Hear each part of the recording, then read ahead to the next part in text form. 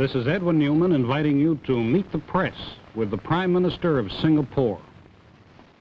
Meet the Press, America's press conference of the year and winner of every major award in its field, is brought to you today by Our guest today on Meet the Press is the Prime Minister of Singapore, Lee Kuan Yew, who arrived this week for an official visit to President Johnson. We'll have the first questions now from Pauline Frederick of NBC News.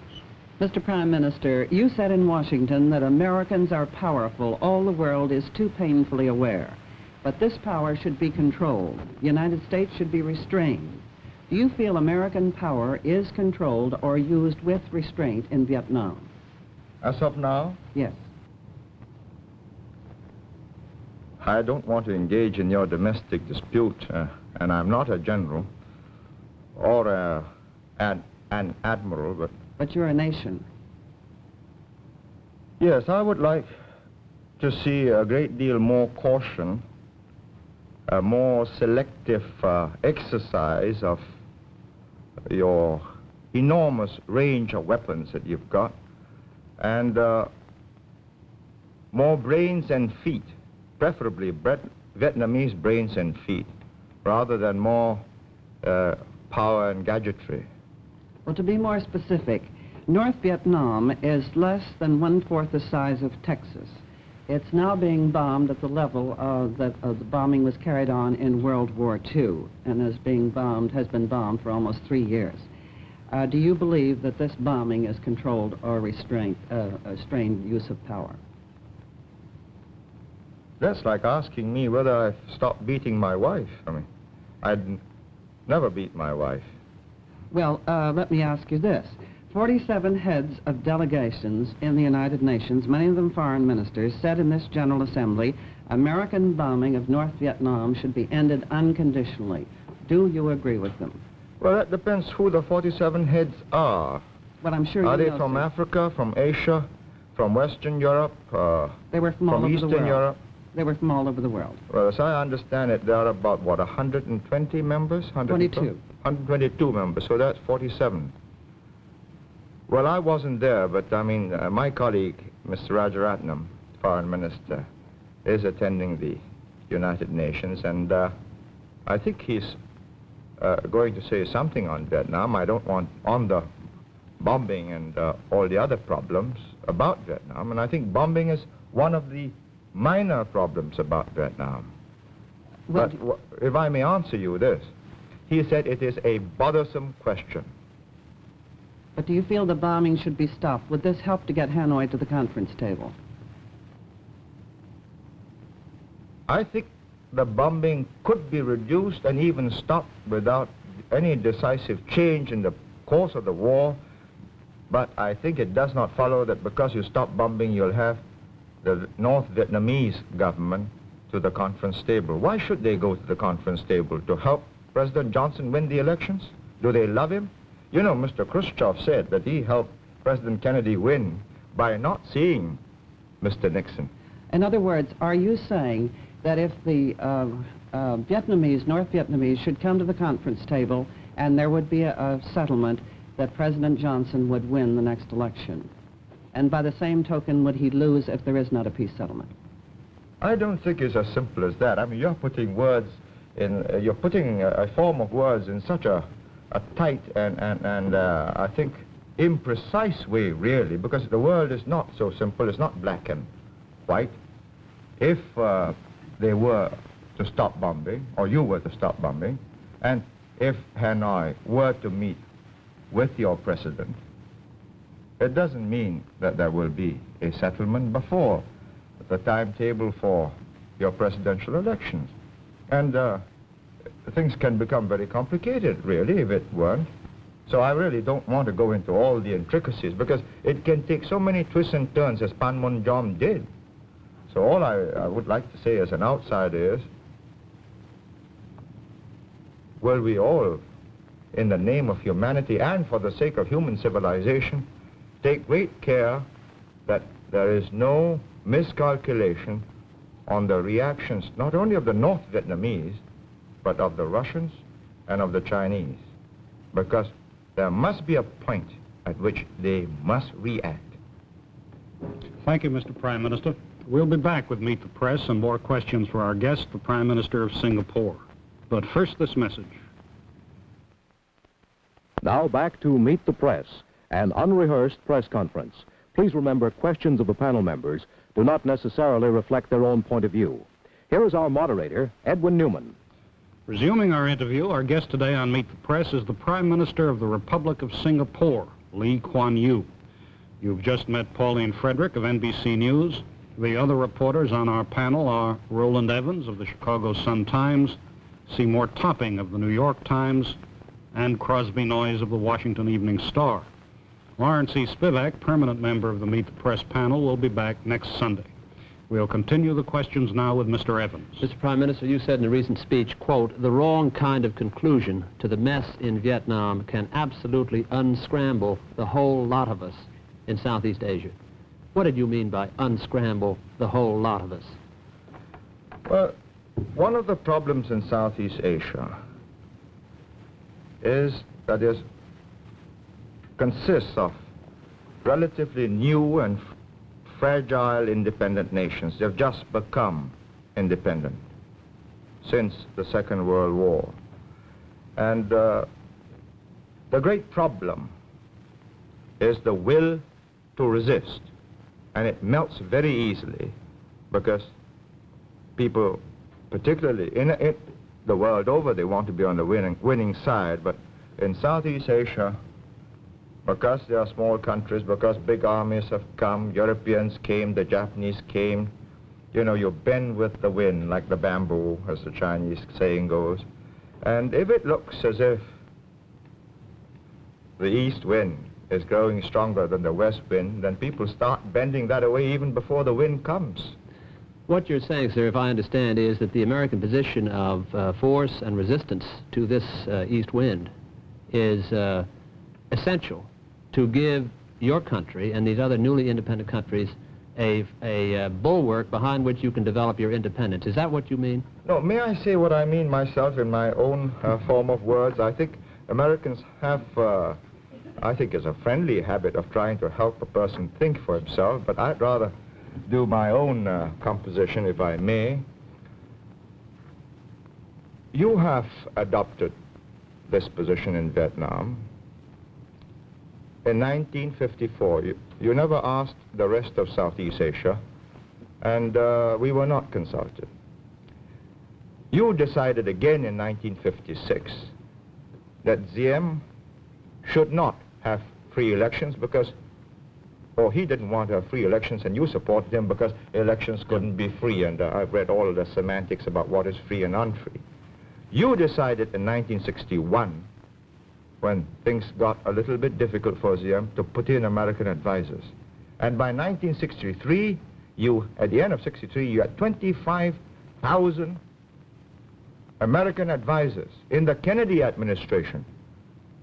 Now, you had your last chance when Diem got knocked down by a bus, or perhaps it was a tank, and you could have got out and said to the generals, well, we'll help you, guns, food, uniforms, pay for the troops. But you decided, rightly or wrongly, to go in. And now this is 1967. And it's no use asking me now, for my opinion, what you should have done before. All I can say is, we've got to live with today, not with what might have been day before yesterday. And as of today, the Field Marshal of Thailand says, Kitikashon, and he's saying it to his own people, that they are going to fight in Vietnam, not in Thailand.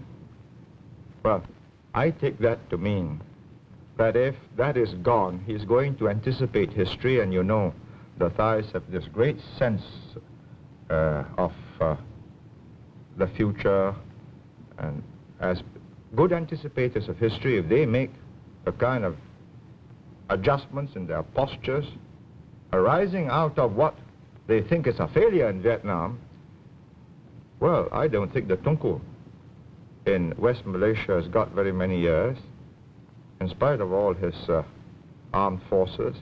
And then they've got me by the throat.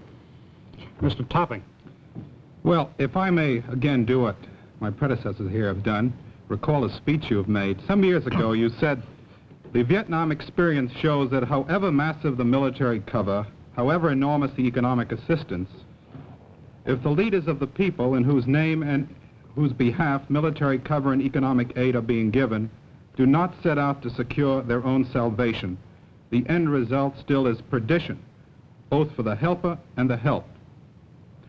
Speaking as an Asian, do you think the South Vietnamese are helping themselves enough, or are we here in the United States headed for perdition with our allies? Well, you're asking me a very difficult question. I'm not making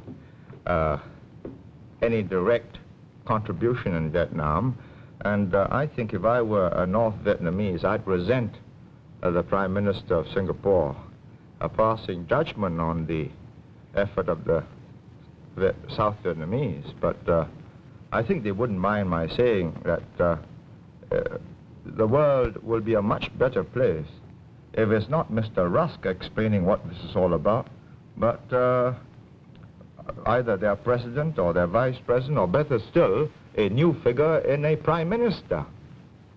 You know? Yes. Forward-looking. Of South Vietnam. Forward-looking, independent, determined, and most important, sincere and honest. Mr. Topping?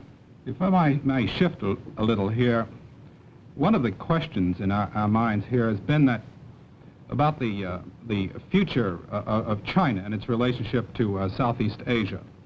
Some people are saying that China is now so divided politically that there is no great danger for Southeast Asia in the future.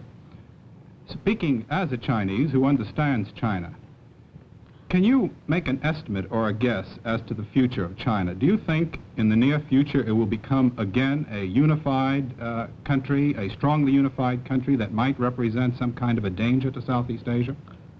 First of all, I can't speak as a Chinese because I'm a Singaporean. I'm of Chinese ethnic stock, and I think this is crucial. I mean, if you ask me to speak as a Chinese... As an ethnic Chinese. Yeah, well, you know, the Chinese People's Republic in Peking will be...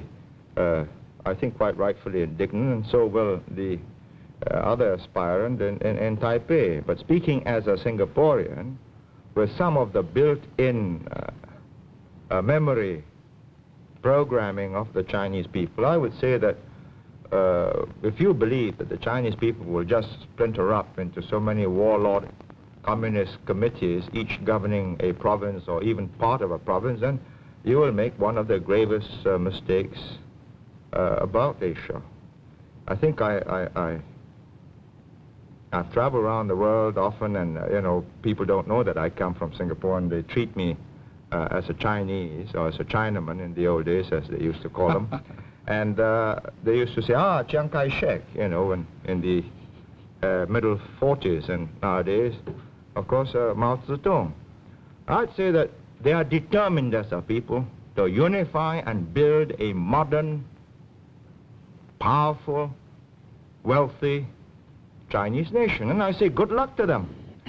And I think the moment they get prosperous, good luck to me, because I'll be much safer. I don't believe, however, you know, the simple theory that they're just going to send their armies across and eat up Southeast Asia. It's too simple. And it's too simple for you, for the Americans, and for us, because then it's naked aggression. The whole of South Asia will gel together and meet an incoming invader. But they've got this make-it-yourself kind of revolution. Wars of national liberation. You know, here's the text. We've got an instructor. He'll teach you how to organize, and we'll slip you a few guns and more if necessary. And if it gets more difficult, well, surface-to-air missiles, and so on. And I think this is the problem, that each of the individual governments in that region must use the time that you are buying in South Vietnam for the rest of the world, particularly Southeast Asia. I'm not saying you're doing this, you know, just for Southeast Asia. You're doing this for yourself. But it so happens that I think I believe that it might get a bit difficult for me if there's a sudden evacuation. And I am determined to use this time to its fullest advantage, and I hope my neighbors will do likewise. Mr. Noyes. Prime Minister, what's the effect in Asia of demonstrations such as we had yesterday in Washington? Well, you know, I get a lot of demonstrations in Singapore, and my students are quite a rambunctious and spirited lot. And I think they ought to be. Otherwise, I think there's very little future for Singapore. It's a young community, and the young must be idealistic. The young must believe that the world should be more just, and there should be more moral rectitude in the behavior of their leaders, and they protest often in more than just a peaceful manner, because the communists slip into my demonstrations and, you know, windows got broken so often and cars get overturned. But at the end of the day, I think decisions have got to be made by adults, not teenagers. But it's got to be made in such a way that when the teenagers become adults and they look back on these decisions, they would be proud of the generation that went before them. Well, let me ask you this, Prime Minister. How confident are you that the United States will continue to supply this underpinning which you consider to be necessary for the non-communist states in Asia over, say, the next decade or so? I don't know, and I don't think, first of all, I'm not an American, so how can I know? And this is one of the reasons I've come here, to try and get a sample of the thinking, the feeling. I have no doubts that your president has got resolution and determination and restraint, and somebody will probably work out a winning line. But I've also no doubt that your Secretary of State and Secretary of Defense have got it. But what I think in your kind of open democratic society, you must demonstrate, in which I've really come here to try and understand better, to watch the proceedings in your presidential elections next year, is whether you, as a people, have got that resolution, that stamina, that perseverance, and, most important of all, infinite patience and a capacity to hold back your desire to settle this quickly and get it over with, because this is a very different kind of war. The other side is not in uniform, you are. Do you believe that CETO, the Southeast Asia Treaty Organization, in its present framework, provides an adequate guarantee to Southeast Asian security? Well, you know, when it happened in, I think, 1954, 55, Mr. Nehru and quite a few other leaders like President Sukarno were very vehement in their denunciation, and even the Tunku Abdul Rahman of Malaysia was critical, and so was I. And I think looking back now, it really didn't meet the situation, because it was so very different from what you did for Europe. You know, in CETO, when an attack takes place on a member country, is just an attack against a member, and the others will take note that this is a breach of peace and a danger to the area. But in NATO, when an attack takes place, an attack on one is an attack on all, and they all respond. And you know what's happened. I mean, who has responded in South Vietnam? The Pakistanis have not, the French have not, the British have not, and probably for very good reasons. And until you convince Asia that you consider Asia as important to you, as Americans, as Europe was to America, you're going to find a lot of Asians like me rather critical and really doubting, because 90% of you have come from Europe. You understand Europe better than you understand Asia. Some of you understand Asia very well because you make specialized studies of the subject.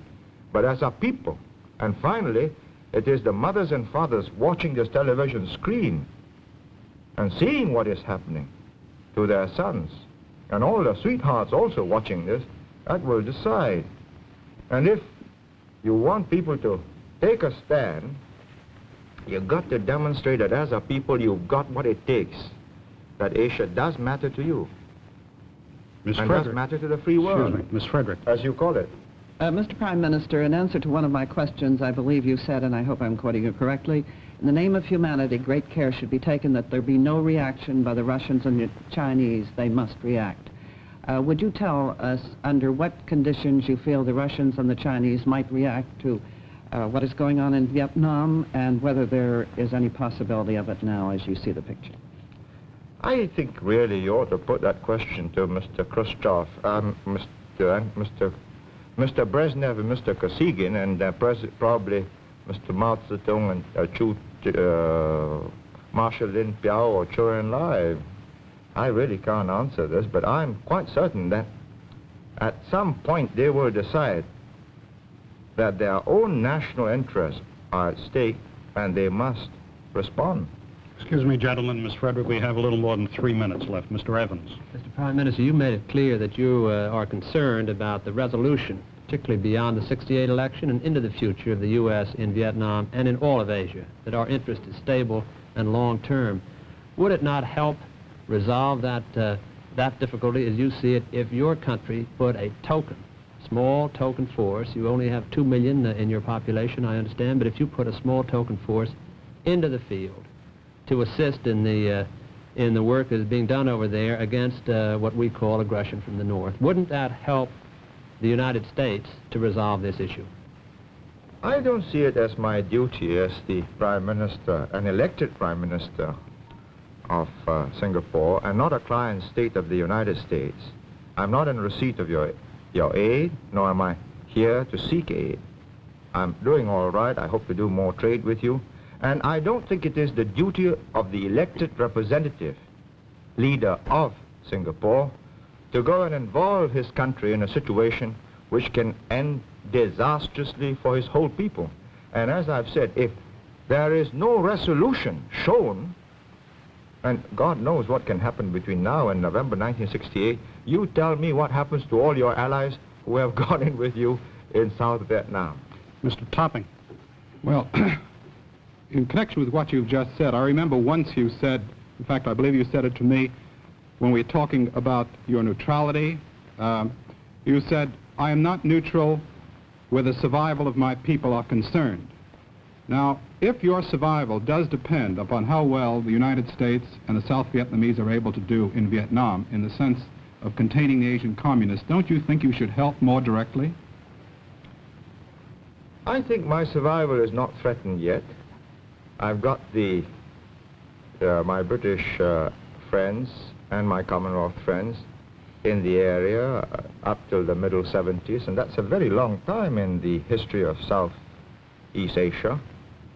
But, of course, it could change fundamentally by decisions you can make in South Vietnam between now and 68 and 69. And as the situation changes, we shall be watching it most intensely and avidly. And we shall make contingency plans. We have to. We have about 1 minute left, Mr. Noyes. Prime Minister, if, as you said, the treaty, the CETO treaty, were strengthened to be more like NATO, with the same guarantees that NATO provides, would your country adhere to such a treaty? I think eventually what we must try and create in South and Southeast Asia is a community that is economically and socially conscious of what is to be gained by gearing into each other, yeasting up the economy, and once that happens, I think the security aspect, mutual security interest should lead us to a NATO-type situation, perhaps, with a minimum of underpinning from outside. And if we can have a multilateral underpinning, you know, America, Russia, and most important, China, too, saying, yes, there shall be no aggression in South and Southeast Asia, and boundaries shall not be changed by force, I think we got a peaceful world, much more peaceful world. I must interrupt you there. Our time is up. Thank you, Mr. Prime Minister, for being with us today on Meet the Press. I'll be back with you in just a minute after this message. For a printed copy of today's interview, send 10 cents in coin and a stamped self-addressed envelope to Merkel Press, Box 2111, Washington, D.C. 20013. Next week on Meet the Press, our guest will be another headline figure in the news. Now, this is Edwin Newman saying goodbye for the Prime Minister of Singapore and Meet the Press. Goodbye. Join us each Sunday for News in the Making on Meet the Press, America's press conference of the year. Today's edition of Meet the Press was brought to you by Fireman's Fund American Insurance Companies. It could be Vietnam or right there in your hometown. Wherever and whenever the news breaks, you can expect the best comprehensive analysis of the news right here on NBC. This is Howard Reed speaking.